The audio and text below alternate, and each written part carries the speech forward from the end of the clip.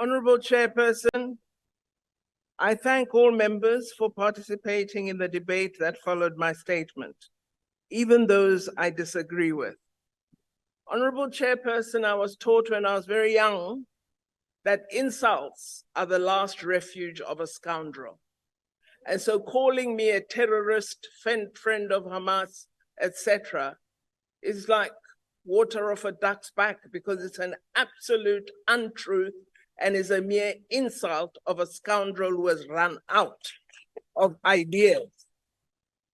It has been clear in all our contributions that we support a two-state solution.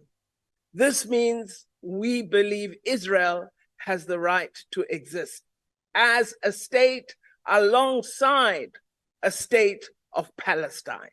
This has been the long-standing view of the African National Congress before anyone expressed a view on Palestine, and so don't come here and attempt to claim any knowledge.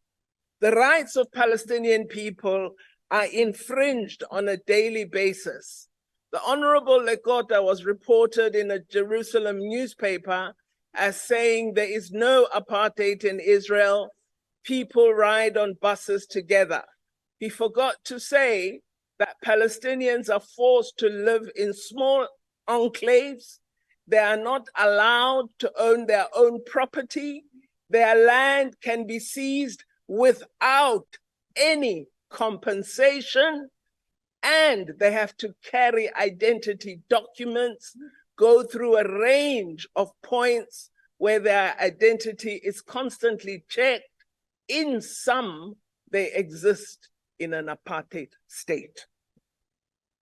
So, Chairperson, attempts to cast aspersions will not cause us to fail to speak for the oppressed, wherever they may be. The atrocities we've reported upon in this debate are real, and they're acknowledged by millions. The fake news of baby beheadings have been tried by the greatest in world power and have been proven to be false social media reports. And for such to be reported in this House as though it is factual is absolutely disgusting lies. The bombing of hospitals, which was denied, has been proven to be real. Minister, Thank you. please take your seat. There's a point of order requested. Thank you, Honourable Chairperson. Is the Honourable Minister prepared to take a question? You can take your seat, Honourable Minister. Honourable Dr. Mulder. I've asked, is the Honourable Minister prepared to take a question? Honourable Minister, are you prepared to take a question from the Honourable Mulder? The Honourable Member can pose it. Allow. Did I hear you correctly saying that the atrocities that we are speaking about, the beheading of children, that those are fake news, that it's not true? Is that the position of the South African government? I want to ask you now. Yeah. No, it is evidence that has been provided by a range of non-governmental organizations, both in Israel and Palestine, because we don't only speak to Palestinians, we speak to peace-loving Israelis as well. And we know that there's a lot of fake news that attempts to cast Palestinians in a bad light.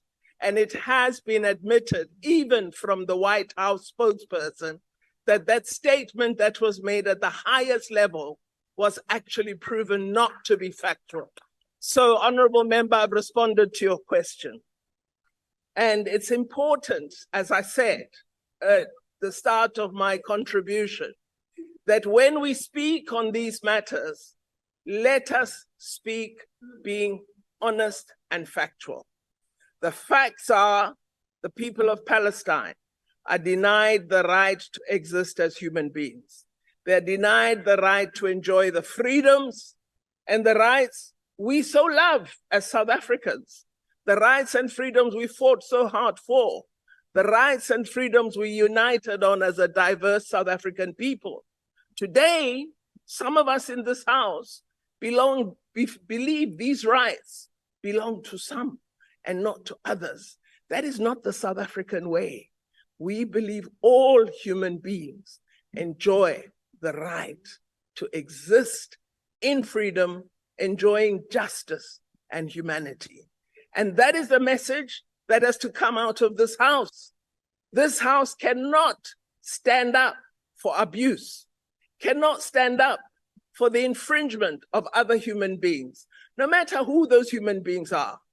We've never sought retribution. I have the story of my grandfather died of a broken heart. He was a tailor, and he had worked very hard, his fingers down to the skin, to make enough money to buy a house in Durban. And they got that house, my grandfather and my grandmother. 2 years after they got it, the area was declared a white area. They lost that house without compensation, and he essentially died of a broken heart. I have no retribution, because today I'm part of seeking to build a better South Africa. And our role must be to seek to build a better world. That benefit we enjoy of human rights, of a fantastic constitution, of having institutions that are democratic and work for all of us, that privilege is not just for us. It must be for everyone. And in any debate we have, if we are true to ourselves, if we are true to our history, if we are true to what we've achieved, we will stand up and say, what is being done to the people of Palestine is wrong, is intolerable, and we will not pretend to accept it. I thank you, Chairperson.